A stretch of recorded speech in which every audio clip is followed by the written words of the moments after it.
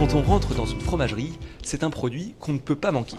C'est un produit qui se vend très bien, tout le monde aime, il y a ce côté crémeux, il y a ce côté douceur, ce petit goût de noisette.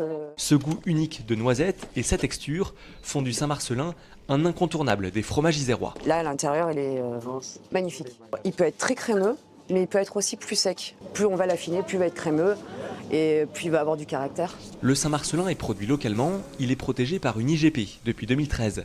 Un cahier des charges strict assure la bonne alimentation des vaches et la gestion des pâturages.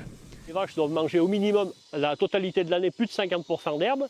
Elles ont un pourcentage de foin qui est à plus de 15% pendant l'hiver. Elles doivent être au pâturage pendant 180 jours dans l'année. Voilà, donc il y a des critères importants pour la production du lait. Et là, vous voyez, c'est la parcelle où elles sont aujourd'hui. C'est la 8e fois qu'elles passent depuis le printemps. Elles ont pratiquement une parcelle d'herbe tous les jours nouvelle.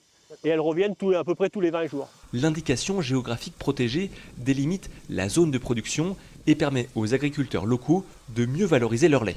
C'est quand même une valeur pour le producteur parce que c'est du lait d'ici qui est transformé ici et qui est valorisé en partie ici, quoi. Tout est local, quoi. De la production du lait à la transformation. Chez les Ézingeards, on produit du Saint-Marcellin fermier de père en fils. Tout est fait sur l'exploitation à Saint-Just-de-Claye, de l'élevage des vaches laitières à la transformation. C'est le lait de la traite de hier soir et de ce matin.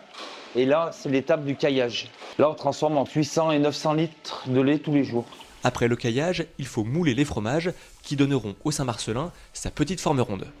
3 heures après le moulage, on fait le premier retournement. Les fromages seront ensuite démoulés, retournés et séchés avant d'être vendus. La recette du Saint-Marcellin est la même que celle du Saint-Félicien qui a été inventée bien plus tard. Ce petit frère est plus grand par la taille, ce qui change son affinage et lui donne un aspect plus moelleux et plus crémeux.